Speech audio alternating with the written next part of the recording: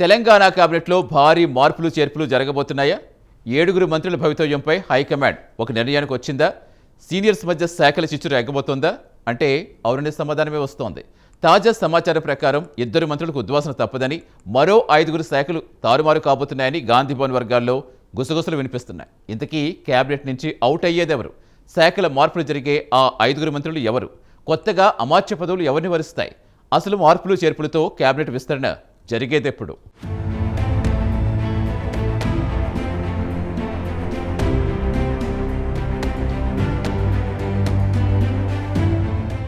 Telangana cabinet పునర్వ్యవస్థీకరణ శాఖల మార్పు ఉంటుందని జోరుగా ప్రచారం జరుగుతుంది. దీంతో మెజారిటీ మంత్రుల్లో టెన్షన్ మొదలైందట. తమ పదవికి ముప్పు ఉంటుందేమోనని కొందరు ఆందోళన చెందుతున్నారట. తమ దగ్గర ఉన్న శాఖల్లో కోత పెడతారేమోనని మరికొందరు మంత్రులు అనుమానం వ్యక్తం చేస్తున్నారట. ప్రస్తుతం ఉన్న శాఖలు తొలగించి మరింత ప్రియారిటీ ఉన్న శాఖలకు తమకు అప్పగిస్తారని ఇంకొందరు ఆశాభావం వ్యక్తం చేస్తున్నారట.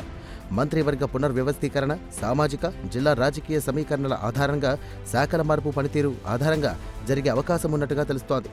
దీంతో కొందరు మంత్రులు తమ పదవికి ముప్పు ఏ మేరకు ఉంటుందోనని వారి సన్నిహితుల వద్ద చర్చిస్తున్నారట.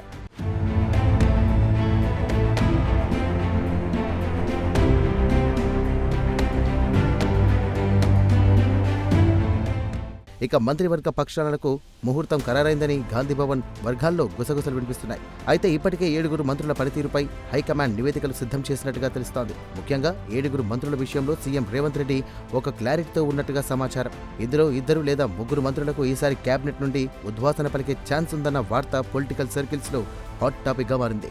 నిజంగా ఉద్వాసన పలుకుతారో లేదో తెలియదు కానీ కొందరి పేర్లు మాత్రం ప్రభుత్వ వర్గాల్లో చర్చకు వస్తున్నాయి.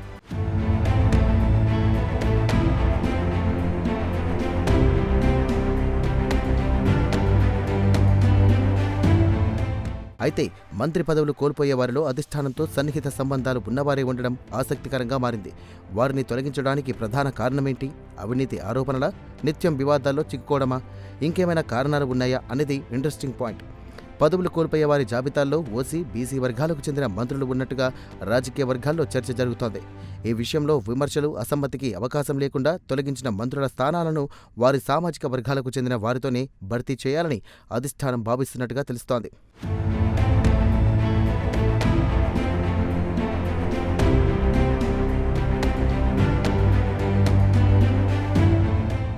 ఇక శాఖల మార్పు విషయానికొస్తే భారీ శాఖలు నిర్వహిస్తున్న సీనియర్ల మీద హైకమాండ్ దృష్టి పెట్టినట్టుగా సమాచారం. ఇందులో కొందరు సీనియర్లు సైతం తమకు ఈ శాఖలు కాకుండా వేరే శాఖలు కావాలని కోరినట్టుగా కూడా తెలుస్తోంది. డిప్యూటీ సీఎం ఆర్థిక విద్యుత్ శాఖ మంత్రిగా Bhatti Vikramarka, irrigation, civil supplies శాఖ మంత్రిగా Uttam Kumar Reddy, industries, IT, assembly వ్యవహారాల శాఖ మంత్రిగా శ్రీధర్ బాబు లాంటి ఉద్దండులు శాఖల్లో కూడా భారీ మార్పులు ఉంటాయన్న గుసగుసలు వినిపిస్తున్నాయి. కీలకమైన ఆర్థిక, నీటిపారుదల లేదా ఐటీ శాఖల బాధ్యతలను ఇటు అటు మార్చే అవకాశం ఉందని, పర్ఫార్మెన్స్ ఆధారంగానే ఈ రీఅరేంజ్మెంట్స్ ఉండబోతున్నట్టుగా సమాచారం.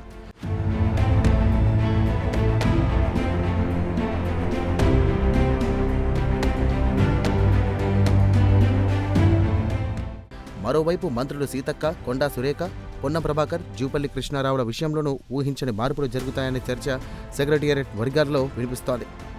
ప్రజాక్షేత్రంలో యాక్టివ్గా ఉన్నప్పటికీ పరిపాలనాపరంగా కొన్ని శాఖల్లో వేగం పెంచాల్సిన అవసరముందని సీఎం రేవంత్ రెడ్డి భావిస్తున్నట్టు తెలుస్తోంది.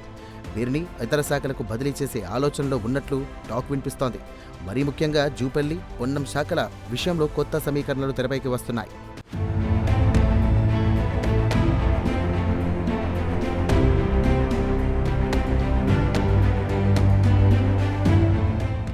మొత్తానికి ఒకవైపు ఫుల్ క్యాబినెట్ భర్తీ చేయడంతో పాటు ప్రస్తుతం ఉన్న 7 మంత్రుల్లో 2 అవుట్, 5 శాఖల మార్పు.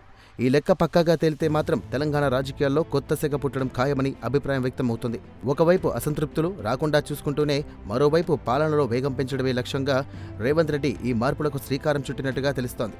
మొత్తానికి ఈ 7 జాతకం ఎలా మారుతుంది? కొత్తగా కేబినెట్ భర్తీలు దక్కించుకునే లక్కీ లీడర్స్ ఎవరో వేచి చూడాలి.